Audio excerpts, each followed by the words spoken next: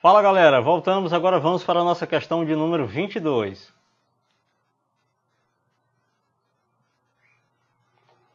Vamos lá. Marcela, empregada doméstica, após ter sofrido grave acidente enquanto limpava a vidraça da casa de sua patroa, recebeu o auxílio-doença por 3 meses. Depois desse período, foi comprovadamente constatada a redução de sua capacidade laborativa. Nessa situação, Marcela terá direito ao auxílio-acidente correspondente a 50% do valor que recebia a título do auxílio-doença. A questão está correta e trata de nosso conhecimento sobre as atualizações legislativas. Como eu falei para vocês no vídeo passado, a Lei Complementar número 150 de 1º de junho de 2015, que alterou o regramento dos empregados domésticos, trouxe o direito a eles a desfrutar do auxílio-acidente também.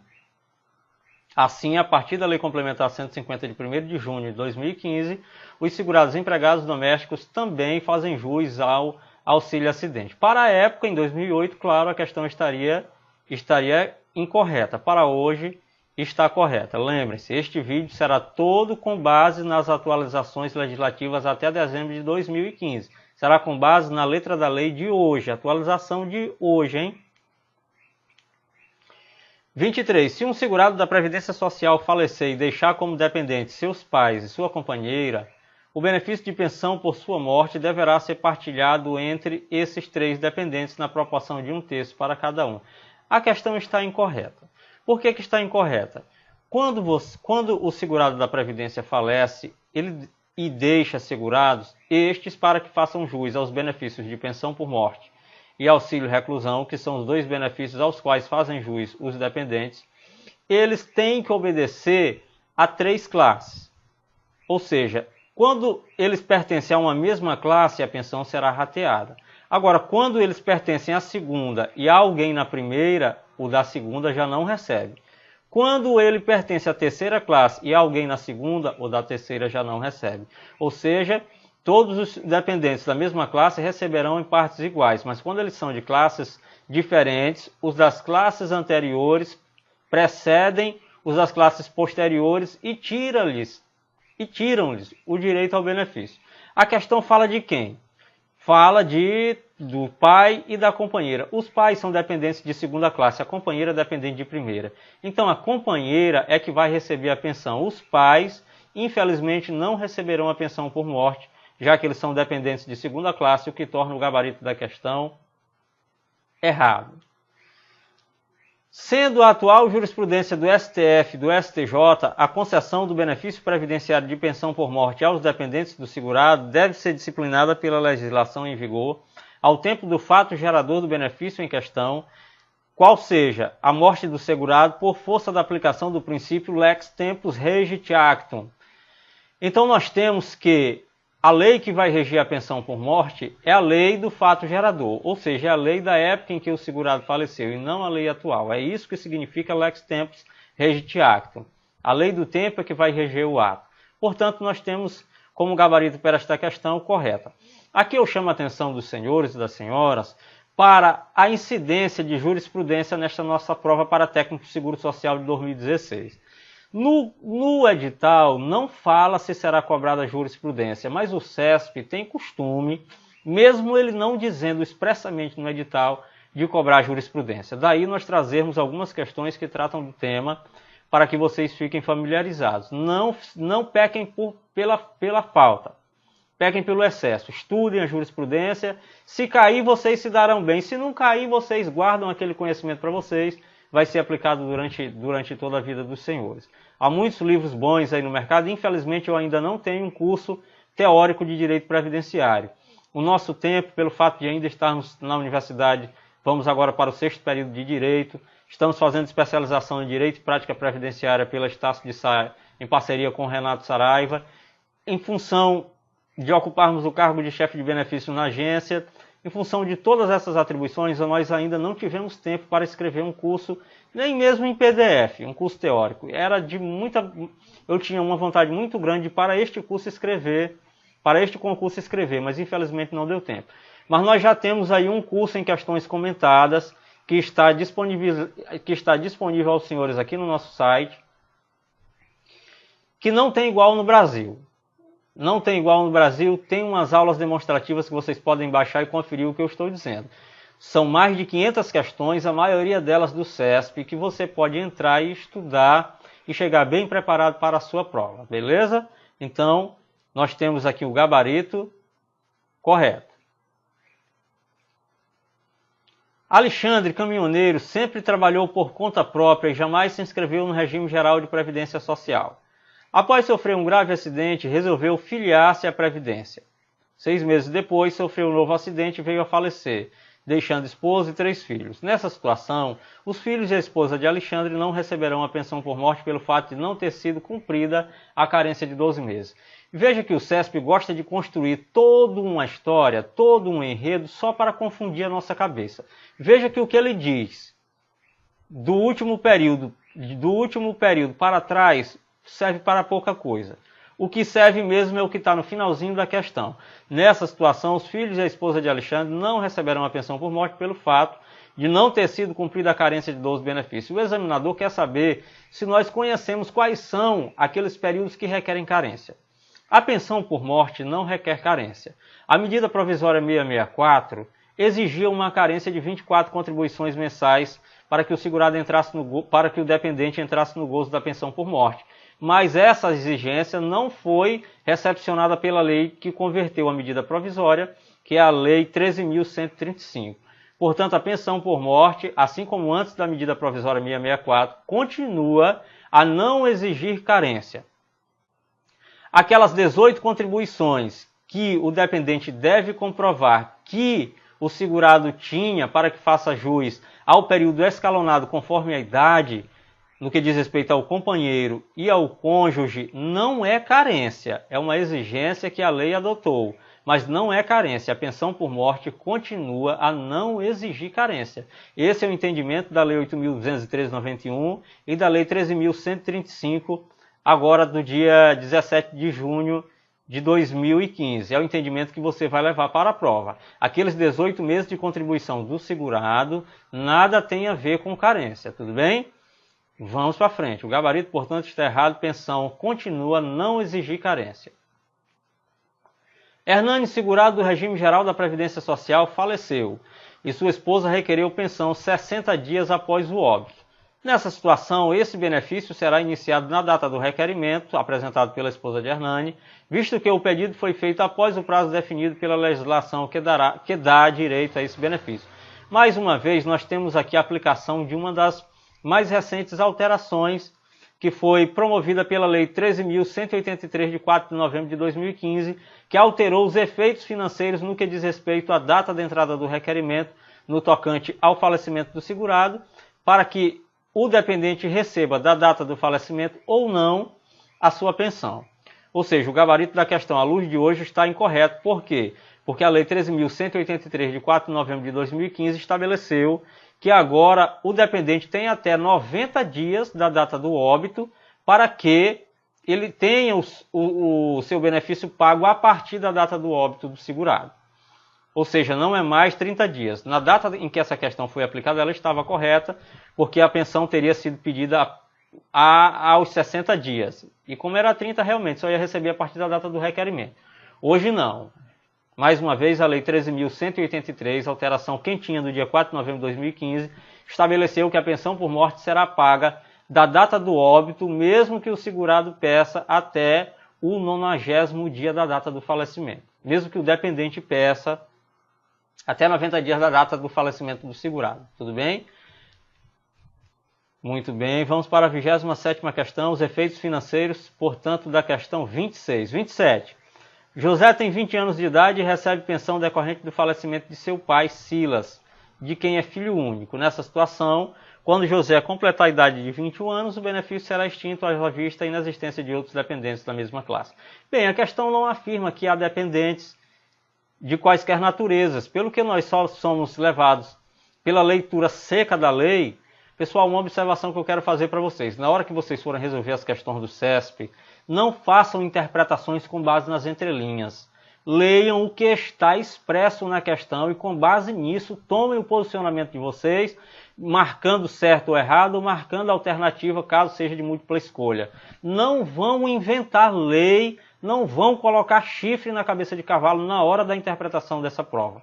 O CESP é muito preciso nas suas afirmações, poucas questões cabem recurso, porque eles são muito primorosos no que diz respeito à elaboração dessas questões. Então interpretem-nas com base no que está expresso e não no que está implícito, beleza? Isso aí vai poupar muita dor de cabeça e muita frustração para vocês.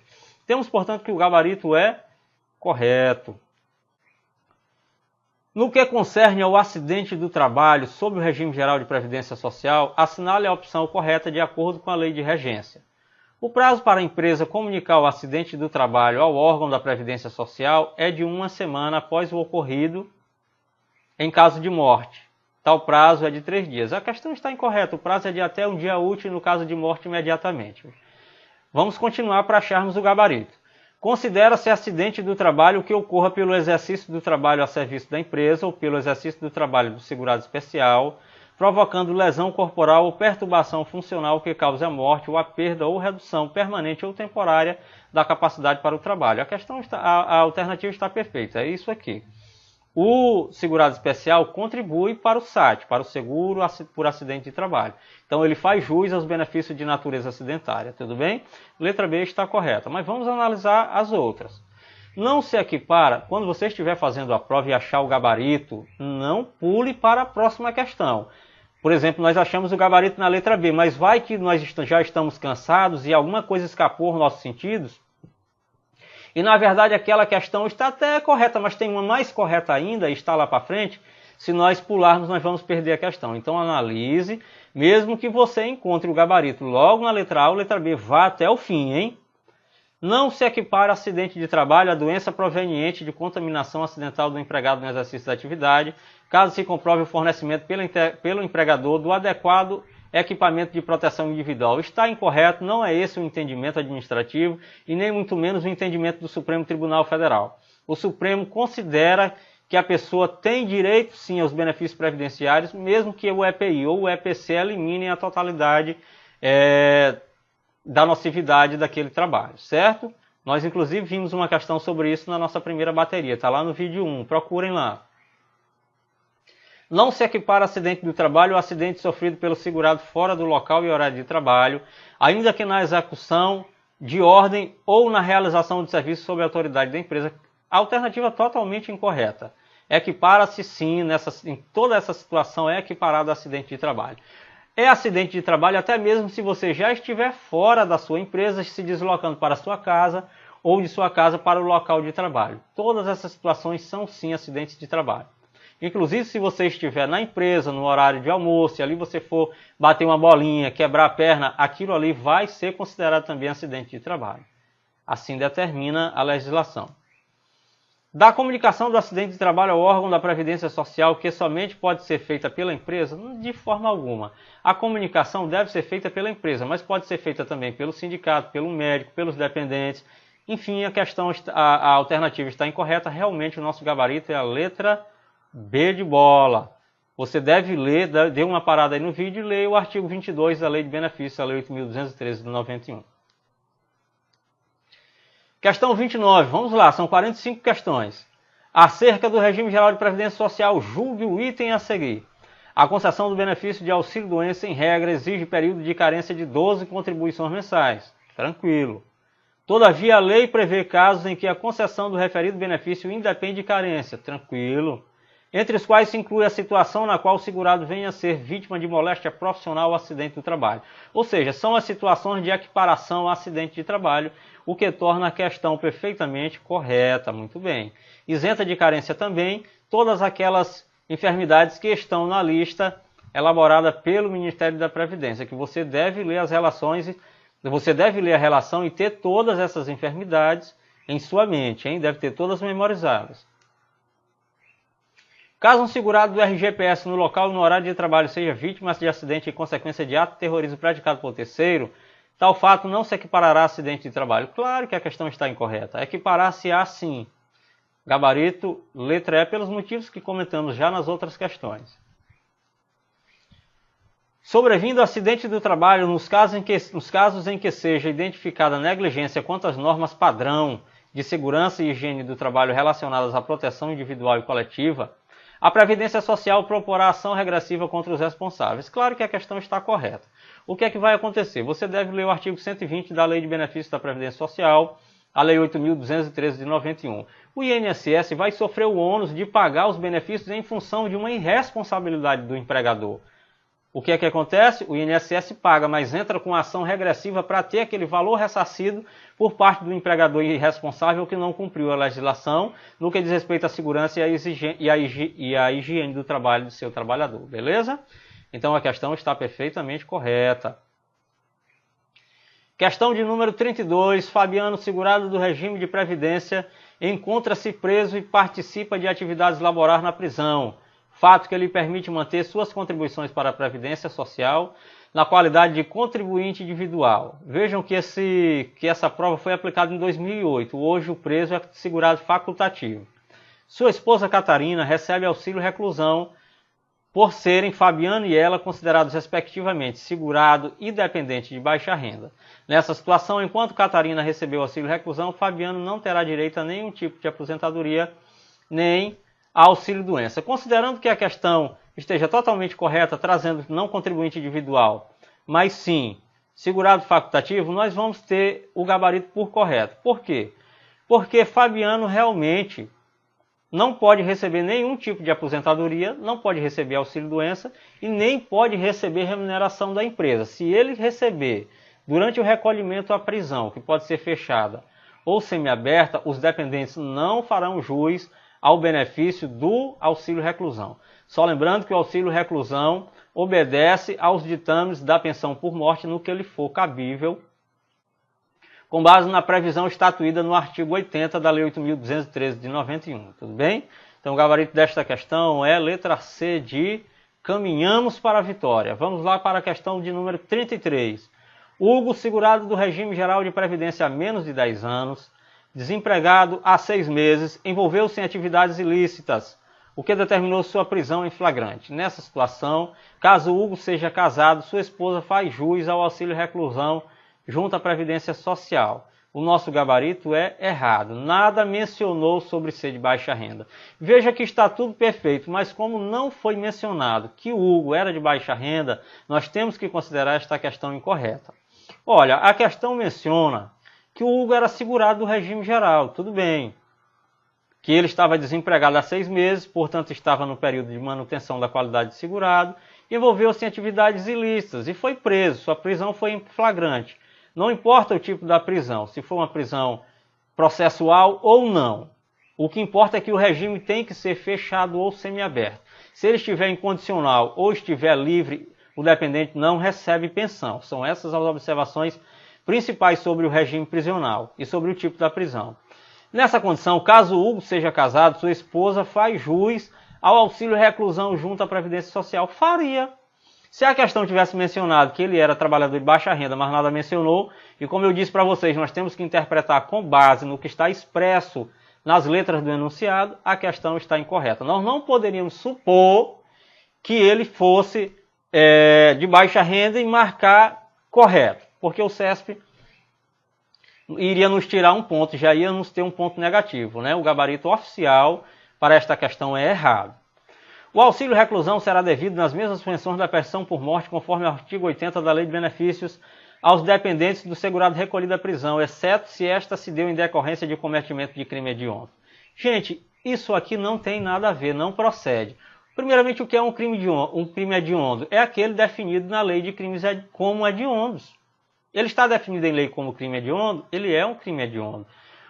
Na prática, é aquele crime que causa grande repulsa por parte da comunidade. São aqueles crimes, como o termo já diz, hediondos. São aqueles crimes que causam repugnância por parte da sociedade. O crime pode ser hediondo. Mesmo sendo um crime hediondo, o segurado, se satisfizer os requisitos da lei, deixará sim o auxílio-reclusão para o seu dependente, o que tornou a questão incorreta. O fato de o crime ser hediondo não tira o direito dos dependentes ao auxílio-reclusão, beleza? Vamos lá para 35. Nós estamos perto. São 45 questões. Faltam aí aproximadamente 10 questões. Considere que Silvano seja segurado não aposentado da Previdência Social e tenha sido condenado pela prática de crime que determinou o início do cumprimento da pena em regime fechado. Vejam que o regime precisa ser fechado ou semiaberto. Se não for um dos dois, os dependentes não receberão o auxílio reclusão. Nessa situação, a renda mensal inicial do auxílio reclusão devido aos dependentes é calculada de acordo com o modelo de cálculo a ser utilizado em caso de aposentadoria por invalidez. A questão misturou vários conteúdos, mas ela está correta. O auxílio reclusão é concedido com base na pensão por morte, Isto está lá no artigo 80 da Lei 8.213/91, que é a Lei de Benefícios da Previdência Social.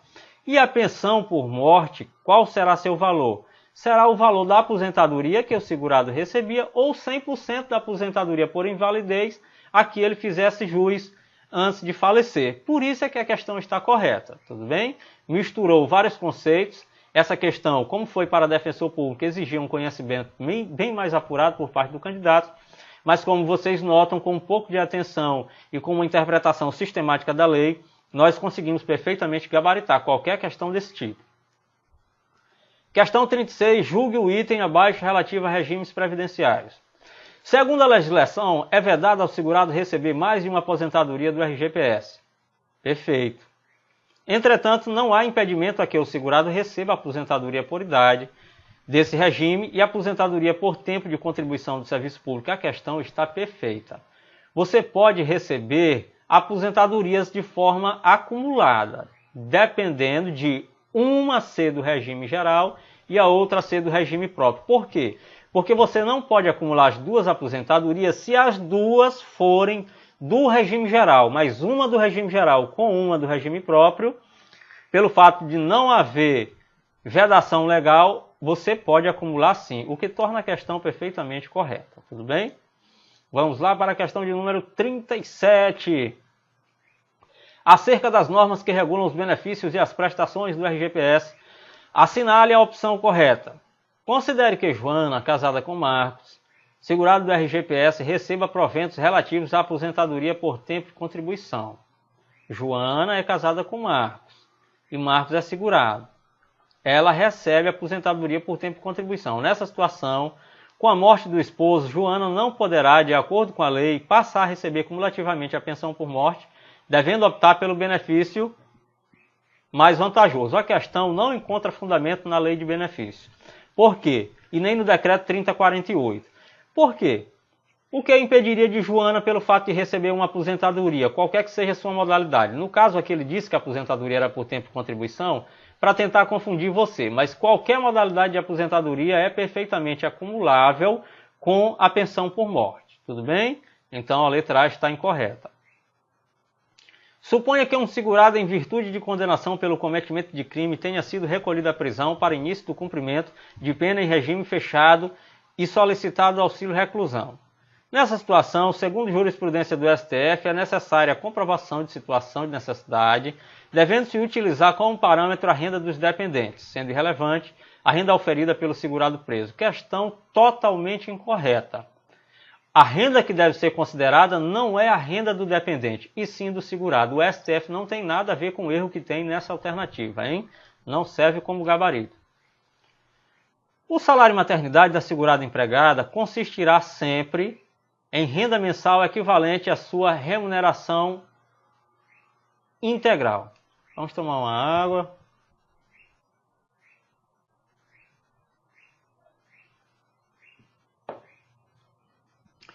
O salário maternidade da segurada empregada consistirá sempre em renda mensal equivalente à sua remuneração integral. A questão está incorreta. Por quê?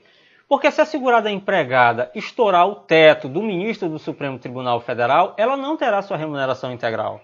Por quê? Porque ela pode receber superior ao teto do regime geral, mas não pode ultrapassar o teto do ministro do Supremo Tribunal Federal. Por isso que a questão está incorreta. Se você não analisar, com certeza você erra, mas com cuidado dá para a gente acertar. O prazo para o primeiro pagamento do benefício da Previdência Social é estipulado em até 45 dias, contados da data da apresentação pelo segurado da remuneração necessária à concessão do benefício. Eureka, temos aqui o gabarito da questão. Vejam que é uma questão que você não encontra nos livros doutrinários, você só encontra com a leitura da lei seca. Está lá na Lei 8.213, artigo 41A, parágrafo 5º, que você deve ler, tudo bem? Eu sou muito chato com minhas turmas presenciais e digo aos meus alunos, meus queridos, minhas queridas, em praticamente todas as aulas eu cobro isso deles. Vocês já leram a Lei 8.213?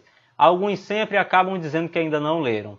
A gente não pode pegar o aluno, agarrar pelo gogó e fazer com que ele leia. Se a gente pudesse fazer isso, seria muito bom, né? Mas, enfim, gente, não deixem de ler a Lei 8.213, a Lei de Benefícios. É com base nela que o examinador elaborará grande parte das questões da nossa prova, tudo bem? Lembre-se que o INSS não trabalha com a parte de custeio. A parte de custeio, desde a criação da Super Receita, como assim foi chamada pela mídia, em 2007, ficou a cargo da Secretaria da Receita Federal do Brasil. É ela responsável pelo custeio. No INSS, você vai trabalhar com a concessão e manutenção de benefícios. Logo, o mais importante é a leitura da lei que trata dos benefícios, que é a Lei 8.213 de 91, sem desprezar, é claro, a parte do custeio que cairá no concurso. Você não vai ler a Lei 8.212 por completo. Você vai ler aquela parte que fala sobre o salário de contribuição e sobre as contribuições da empresa e do empregador doméstico, sobretudo nas alterações implementadas pela Lei 13.202, agora recentemente do finalzinho de dezembro, tudo bem? Então dê uma lida lá no artigo 41, lá, parágrafo 5º, que você vai encontrar a letra D expressamente lá.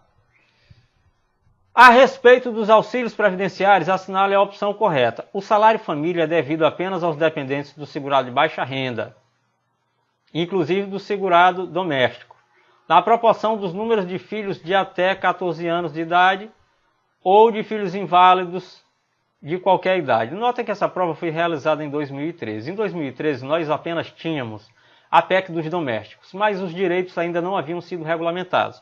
Foram regulamentados recentemente pela Lei Complementar 150. Tudo bem? Então, à luz de hoje, a alternativa está correta. Notem, o salário família é devido apenas aos dependentes do segurado de baixa renda. Mas ainda temos um erro aqui que na primeira leitura passou despercebido. Não é devido apenas aos dependentes, gente. O salário família é um benefício que é devido ao segurado. É em função dos dependentes, mas é devido ao segurado. Como a questão diz que é devido apenas aos dependentes do segurado, ela está correta. Mas o que serve para que nós trabalhemos aqui na letra A é que o trabalhador, o empregado doméstico, a partir da Lei Complementar 150, tem direito sim ao salário família. Tudo bem? Vamos lá lendo o restante para encontrarmos o nosso gabarito. Letra B. Independe de carência a concessão de salário maternidade para mulher que presta serviço de natureza urbana ou rural em caráter eventual a uma ou mais empresas sem relação de emprego. Aqui a primeira coisa que temos que fazer em uma questão como esta é fazer o enquadramento dessa segurada. Olha, independe de carência a concessão de salário maternidade para mulher que presta serviço de natureza urbana rural. Urbana ou rural. Aqui nós podemos ter tanto o empregado rural como urbano, tanto podemos ter o contribuinte individual como urbano, ou avulso rural ou urbano. Vamos continuar a leitura. Em caráter eventual, aqui já não pode mais ser o empregado, porque o empregado tem que trabalhar com habitualidade. Há uma ou mais empresas sem relação de emprego. Aqui a questão nada falou sobre sindicato, nada falou sobre ógmo, não está tratando do trabalhador avulso, está tratando realmente de um contribuinte individual. A carência para esses contribuintes individuais, no que diz respeito ao salário de maternidade, é de 10 contribuições mensais. Então a alternativa está incorreta. O auxílio-doença não será devido ao segurado que se filiar ao regime geral de previdência social com doença pré-existente e a invocar para a concessão do benefício, mesmo que a incapacidade sobrevier por motivo de progressão da doença. Aqui nós temos um erro. Se ele se filiar já portador da doença, ele não tem direito. Mas, se ele estiver incapacitado para o trabalho em decorrência de um agravamento dessa doença, aí ele faz jus sim ao benefício previdenciário. Então a letra está incorreta.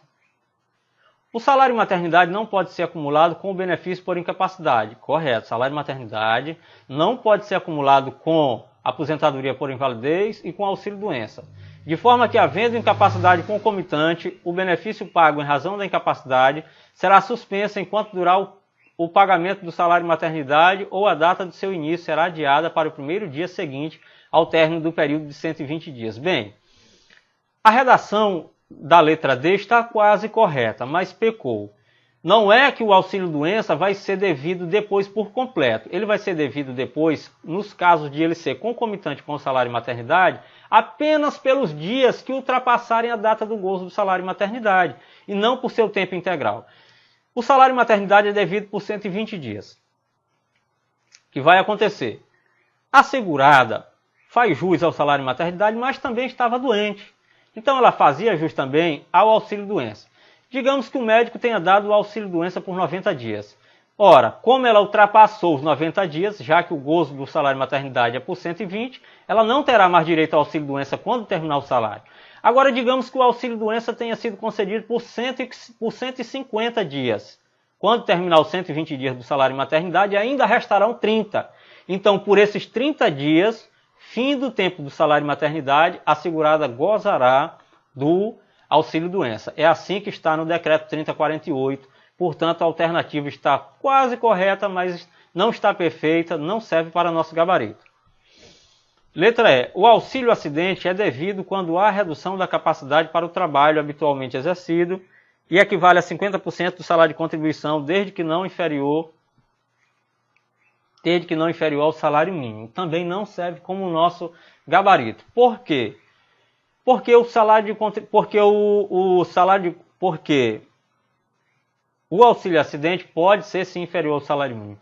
Vamos ver a letra C, que no primeiro momento nós a consideramos como incorreta. Vamos ler.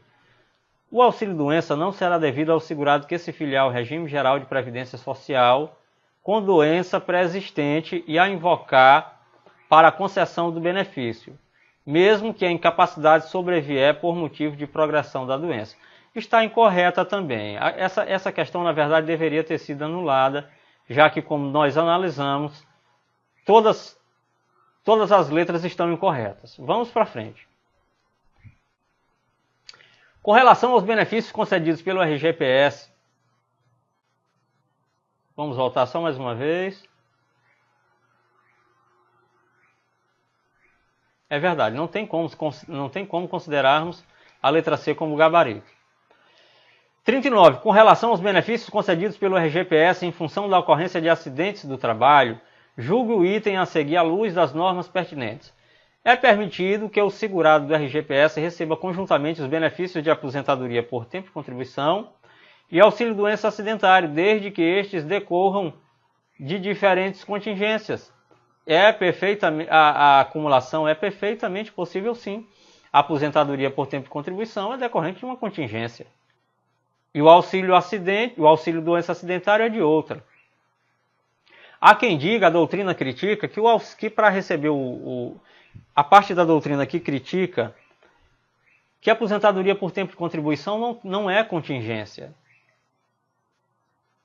Mas enfim, essa discussão não vai cair na nossa prova, não vamos entrar nesse mérito. O gabarito está incorreto.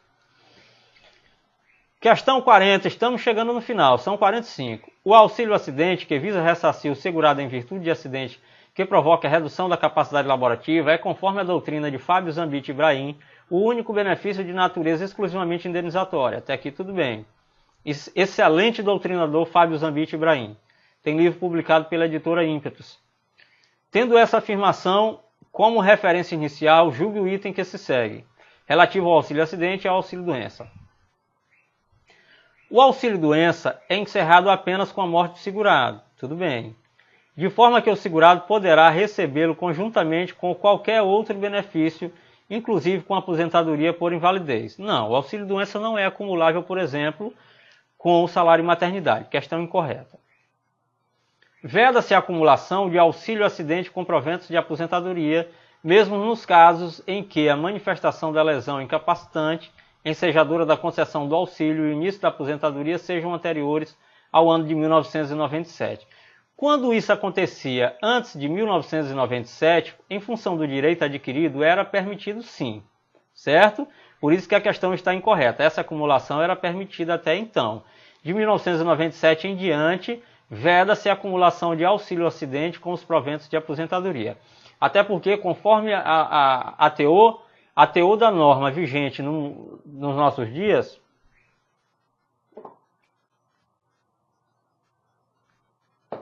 o auxílio-acidente cessa na data imediatamente anterior à concessão da aposentadoria. É juridicamente aceitável a acumulação de pensão por morte com aposentadoria por invalidez, pois esses benefícios têm naturezas distintas e fatos geradores diferentes. Correto. A pensão por morte é acumulável com as aposentadorias. Quais são os casos em que você não pode acumular pensão por morte? Ambas, duas pensões, quando forem pensões deixadas por cônjuges e ou companheiros, mas em qualquer outras situações de recebimento de pensões, é perfeitamente acumulável, tudo bem? A pensão por morte, duas pensões por morte, só não se acumulam quando elas são instituídas por companheiros e ou cônjuges. Nas outras situações você pode acumular duas pensões por morte, sim. Excluído o transporte do acidentado, ainda que necessário, o serviço de reabilitação profissional compreende o fornecimento de aparelho de prótese, órtese e instrumento de auxílio para a locomoção, quando a perda ou a redução da capacidade funcional puder ser atenuada por seu uso, bem como dos equipamentos necessários à habilitação. A questão está incorreta. Vejam que se a Previdência entra com a parte que é mais onerosa, que é a parte do fornecimento de aparelho, prótese, órtese, instrumentos de auxílio para a locomoção, por que ficaria excluído o transporte do acidentado? Questão incorreta. Por apresentarem pressupostos fáticos e fatos geradores distintos, não há vedação legal à acumulação da pensão por morte de trabalhador rural com benefício de aposentadoria por invalidez. É indiferente se o benefício é rural ou urbano. Nessas situações, é perfeitamente sim haver acumulação. Não há mais distinção entre benefício urbano e benefício rural. Isso quem acabou de vez foi a Constituição de 1988, que instituiu a equidade no que diz respeito à participação no regime geral desses trabalhadores, conforme estatui o artigo 194 da nossa Constituição. Agora vamos para a nossa última questão. É vedado o recebimento conjunto do seguro-desemprego com qualquer benefício de prestação continuada da Previdência Social, exceto pensão por morte ou auxílio-acidente, ressalvadas ainda as situações de direito adquirido. O Decreto 3048 amplia essas situações, mas conforme a Lei 8.213, realmente você pode acumular o seguro-desemprego com a pensão por morte ou com auxílio-acidente, o que torna a questão correta. Dê uma lida aí no artigo 124, parágrafo único, na Lei de Benefícios da Previdência Social. Então, seguro-desemprego, mais pensão por morte, mais auxílio-acidente são perfeitamente o quê?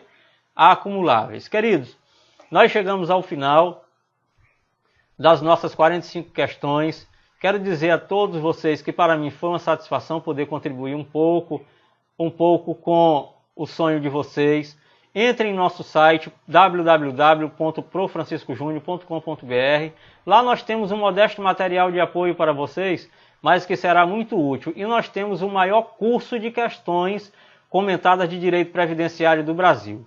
O curso é todo através de questões esquematizadas, com resumos, com tabelas, gráficos, e a maioria delas é do CESP. Estão atualizadas. No curso eu coloquei uma aula extra que tem de 2013 até o final de dezembro todas as alterações legislativas que houve. Você não pode deixar de adquirir esse curso.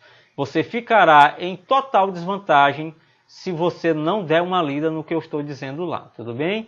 Entrem lá no nosso site, baixem a aula 00 e vejam o que é que nós estamos falando. Vamos ficando por aqui, depois nós vamos gravar mais vídeos e postar no site, no YouTube.